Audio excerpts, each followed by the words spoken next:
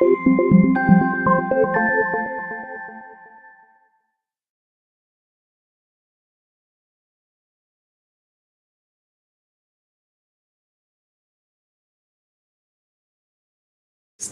List from Airbus.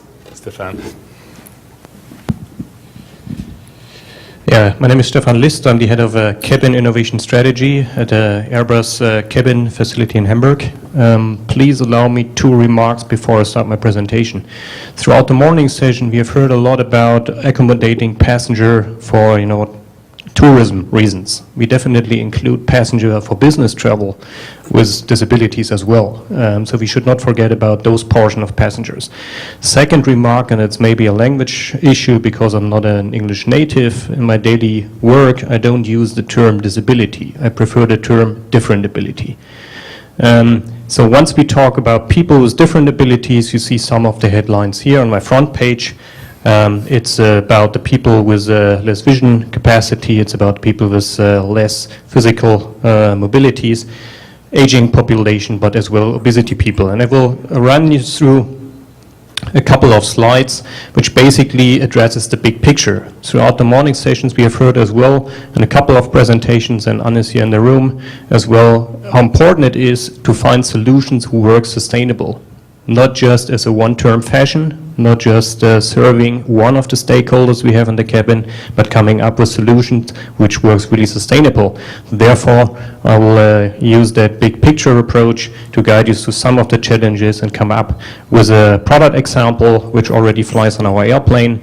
But last but not least, as I'm an innovation guy, I want to share with you a vision of flying for the future. First topic, I've introduced that. Those are the segments we specifically target once we think about how to improve our cabin products, and Paul has mentioned already a couple of the challenges. But just do one step back before we talk about the details. An aircraft, first of all, is an industrial good. Right, and on the left-hand side you see some of the key drivers for developing, designing and engineering an aircraft. It has a life cycle of about 30 years, Paul mentioned that. It has a main driver which is basically efficiency. It's the payload range for the airline, right? Then as well it's safety, reliability, and of course fleet commonality for the airline. Doesn't matter whether it's a Bombardier, it's an Airbus, it's a Boeing aircraft. Fleet commonality, once it comes to the cabin, is key. If you look to the right-hand side, the cabin is much more what we call a consumer-driven product, because we as a passenger experience most of the stuff we can experience on ground, and we expect that in the air as well. So the lifetime of the cabin is about 5 to 8 years. There are very different drivers in here taking care of the different stakeholders we have in the cabin. And the different stakeholders, of course, are the passengers, either with or without different abilities. It's the crew, it's the airline who operates the aircraft, once we talk about innovations, we have to make sure that whatever solution we come up with fits those drivers as well. So taking the different lifetimes into account of about 30 years and 5 to 8 years, it gives a little bit the picture with whatever we come up as an innovative idea, it has to fit into the existing fuselage. Doesn't matter whether it's a retrofitted aircraft or an aircraft which is new at the end of the assembly line. So we are abandoned to the cross section, so the diameters of the fuselage, and I will talk about more in detail a little bit what are the limitations. And Paul mentioned already seat densification as one trend. So as the airlines put more seats into the existing and available space in the fuselage, the challenge of accommodating passengers with different abilities is even more important. Once it comes to innovation, it is an easy one to serve one of this, what we call the cabin value driver. And the cabin value driver basically addresses the different stakeholders. From a passenger point of view, the cabin value driver is about comfort and service. Right? It's the comfort you experience on board. It's the service which is offered to you from the airline. Once it comes to the airline point of view, it's purely efficiency. right? Its trip cost, its seat cost, its yield, all of the economical factors which really drives the airline to operate their business. For all of us, it's about sustainability, and it's not just being green, but in the long run, aviation has to contribute to the topic of saying sustainability, either be noise emissions, either be CO2 emissions, whatever. So we have to make sure that whatever we introduce to our aircrafts, it serves the sustainability issue. Not to forget the manufacturer perspective as well, and that's I think valid for all of the manufacturers. With whatever clever innovation we come up with, we have to find a way to industrialize that in an efficient manner. So I use that landscape to discuss ideas which are generated within Airbus and also with our partners to ask for whatever innovation is introduced, does that serve one of those stakeholders or one of those value drivers, or does that serve two or more of those value drivers? And for me, innovation starts when an idea serves two or more of those value drivers. Some facts and figures. Of course, all of our products has to be in line, and there has been a lot of discussions in the morning about the legislation and the framework. You know all of that. So everything we do has to be in line, not just with the legislation, but also with the governance introduced by the different agencies. Zooming into some of the elements we face not only in aviation, but basically as a societal challenge. There's a big topic of handicapped people, and if you look at those figures in 2020, there will be around 20% of the world population disabled. So if you translate that, of those people who will travel by air, that number will grow significantly. In the US, more than 56 million people were disabled in 2010, almost 4 years ago. And each third of this disabled passenger was a passenger traveling by air. So these numbers are growing. So we know that there is the challenge, seat densification on the one hand side, on the other hand side, the growing number of people who have that mentioned different abilities. Obesity. So we have talked about people with restricted mobility, but at the same time, there is a huge challenge to deal with obese people.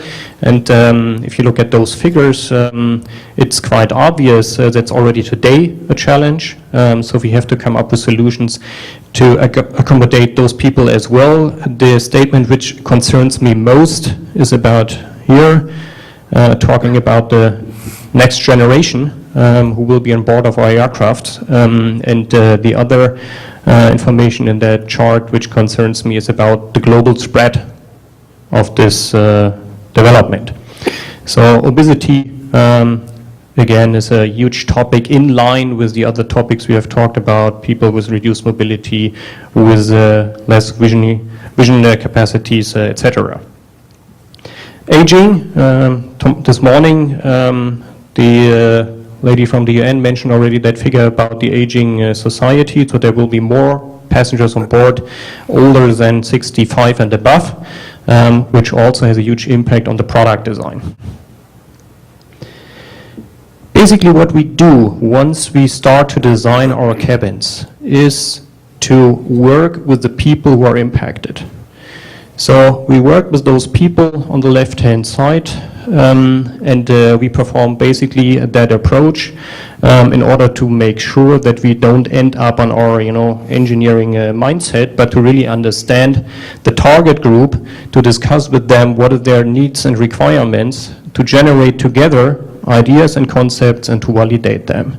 That is a needed and mandatory approach from my point of view to really get into the target group, not ending up with my interpretation of what the people with reduced mobility would prefer or not. So what we have done, and it's just a couple of examples in here, for people with less vision capacity, we have invited the Hamburg Association of Blind and Visually Handicapped People, an association which represents the northern part of Germany, those kind of people, and we have invited them to our test facility in Hamburg, and we did all of that approach which I've shown on the page before in order to come up with some clever ideas to guide them.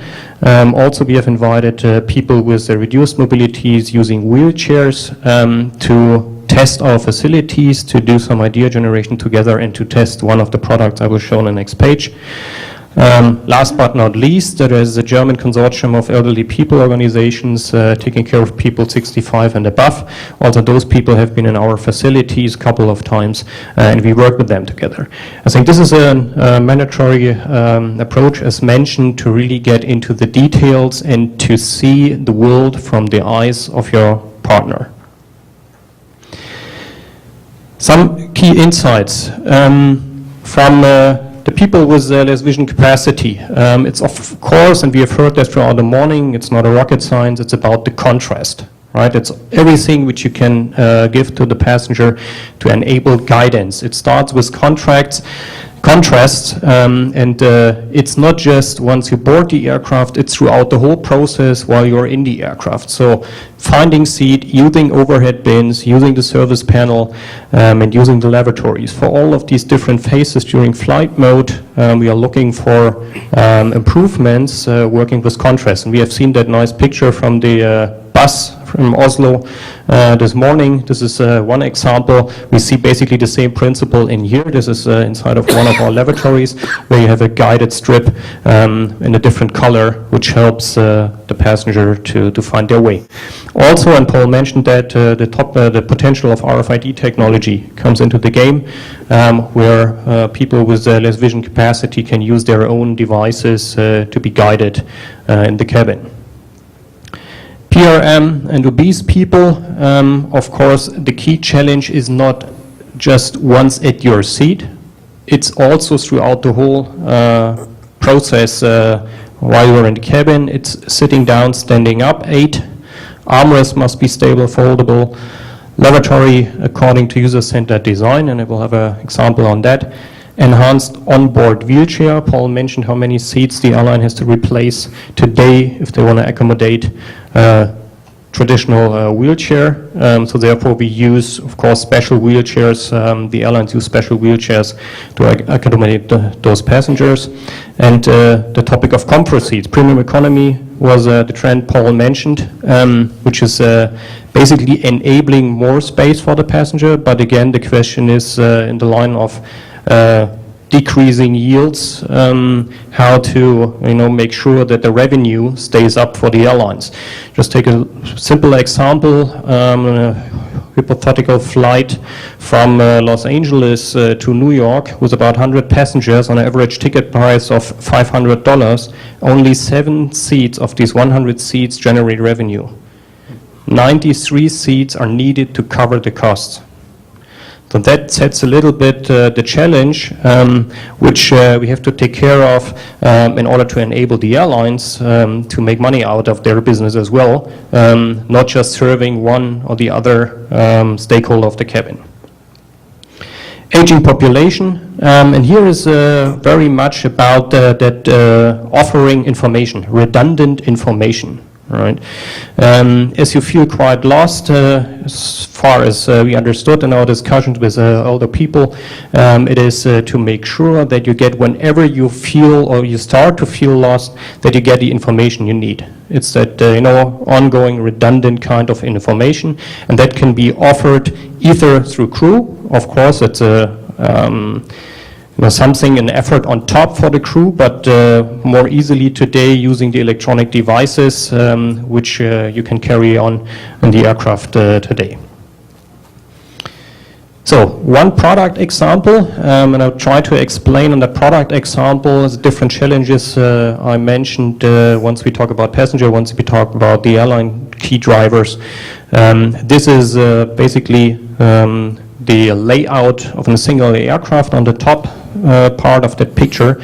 Usually in the past, in the back part of that aircraft where you see that round dotted circle, there has been just the galley in the rear part, right? The lavatory was once you board the aircraft to the back door on the left-hand side. So our engineers came up with a solution which is basically a combination of a lavatory and the galley. So that's why we could remove the lavatories which are left-hand side from the door and bring it to the back, to the rear end of the fuselage, which basically gains the airline up to 3 or 6 more seats, depending on their layout. So enabling more seats in order to serve the trend of seat densification. But on top, in that picture, which you see in here, on the left-hand side is that galley part.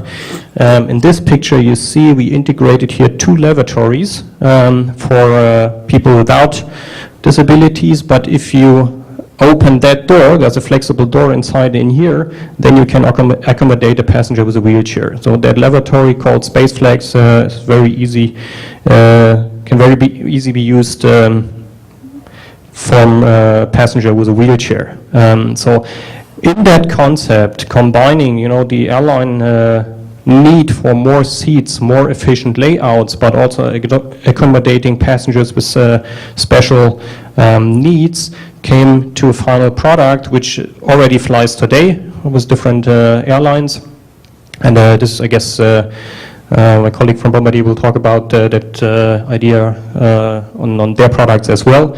But SpaceFlex is one idea which shows how we can bring all of those different perspectives together. And for me, it basically shows the direction where we have to go, taking all the nice technologies into account we see on ground, but coming up with a proper solution which works in aviation. To summarize a little bit according to that kind of passenger landscape, for people with less vision capabilities, it's about the enhancement, and this goes back to industrial design, and we have an expert on that speaking next. It's about the industrial design language you apply in the aircraft. We as an OEM offer the platform to the airline. The cabin itself is a design language of the airline, of course, because the cabin is the business card from the airline to the passenger. But in our product catalogs, we offer choices to deal with these topics. For PRM obese people, it's 8 supported physical assistant, enhanced onboard wheelchair comfort seats, taking economy class, premium economy class, business class seats into account, and the aging population communication and 8 supported physical assistance. So this is basically the summary up to now, how we approach the whole topic of the changing passenger landscape in the future, how we try to identify and specify the challenges we take into account once we design a new product, once we improve our cabins, which is an ongoing process, taking care of these people, but not only, as mentioned in the first couple of slides, it's about all the passengers, right? So it's the challenge of taking care of all of them. Last but not least, I want to share with you a vision about the future of flying. We developed that vision, which is called the Concept Cabin 2050, and please look from the point of view of those passengers on the left-hand side, how different this aircraft looks like, and specifically once it comes to the boarding area, please have a look at how different that boarding area looks. Once it comes to the different seats, please have a special look on how the seats look different. I want to share that vision with you because we use that vision already today. The engineers started to work on these topics on the one or other element of the cabin, of course, that will be not realized in one shot, but it's important to have that vision to start making that happen today. And we have sound there as well.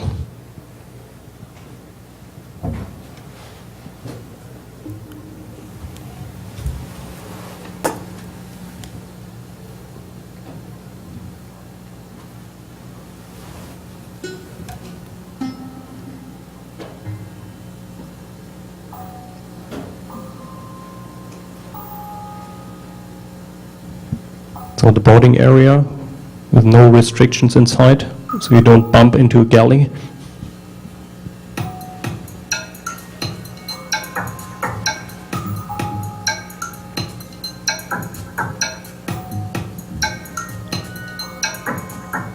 You leave your hand luggage at the entrance. You don't have to carry it throughout the cabin to your seat. It will be delivered. There's a very flexible seat configuration in order to adopt the layouts. There's virtual reality for in-flight entertainment.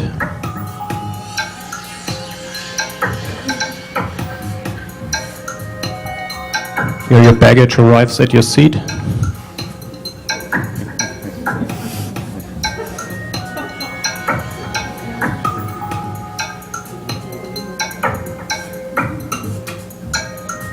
So during flight mode you have the chance to use the boarding area for different purposes.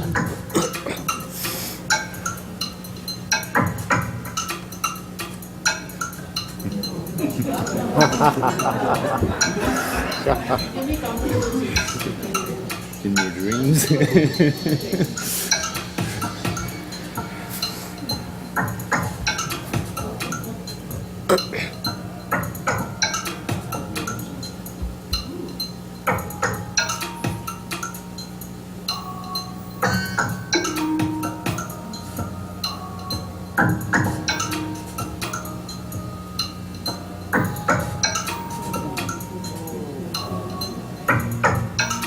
So it's using light and brightness, not just from LED.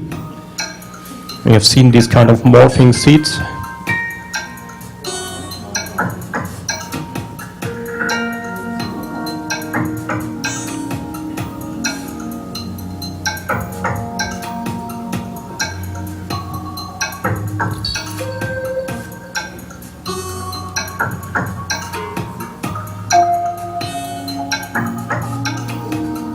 You get some information about your surrounding.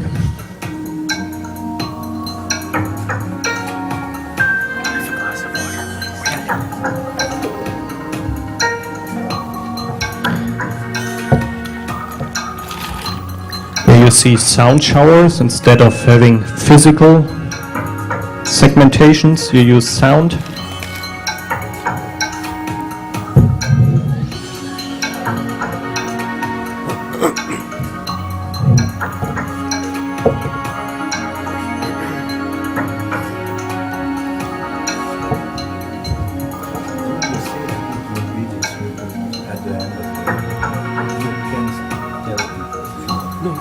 At the end of the work.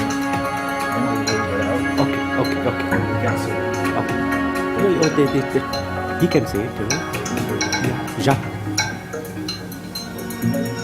La sortie, on va distribuer ce document-là, version anglaise ou anglais. So, of course, this is a vision, and I'm happy that I see you smiling, not being concerned. You are concerned? The question and answer starts on a second. If you take the one or other element of the technology vision and adapt it to what we've talked about, people with reduced mobility, people with hearing aid support, people with less vision capabilities, I think we can at least imagine the potential we have to take these pieces of technologies and accommodate that in our aircraft in the future. And the good thing about that vision we came up with 2-3 years ago is that our engineers started to work on that today, which makes me really hopeful that we can address the challenges I've talked about, not in the long-term future, as this vision about is 2050, but also in the short-term future. Thank you very much for your attention. Thank you, Stefan. We have time for one question. Yeah. Okay, there we go. Okay. Well, first of all, congratulations. It was quite interesting. What's the estimated time of arrival on the moon? Well, now I would like to tell you something. You talked about different abilities. If you can just mention one or two different abilities, I'll shift my use of saying people with disabilities to that, because normally differentiate is not really including. Thank you. As mentioned, this might be a language topic, as I'm not a native, but what I have in mind once I talk about people with different abilities, that take an example of passenger using a wheelchair, right? Yeah, or it's normal ability. So it's not a kind of a judgment, but it should just address that it's not a kind of less abilities. It's different abilities, right? That is my notion of that.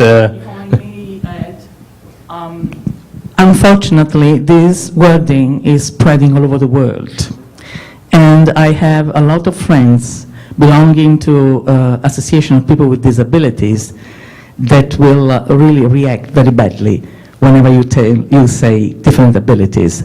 I'm coming from Italy, and it's exactly the same. Persons with different abilities, and no one likes that. Okay.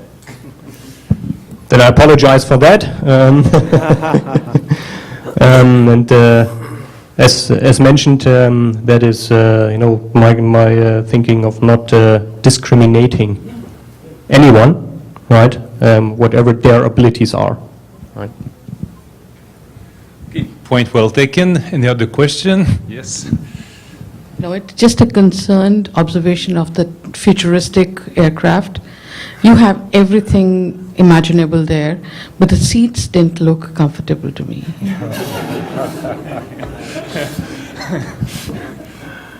So I don't have a mock-up available to let you sit in there, not yet, but of course, I'm happy to invite you. Okay, one more question. This way. Okay. When we talk about people with disabilities, mostly people who have some mobility problems, when we think about boarding and leaving the aircraft, it takes more time necessarily.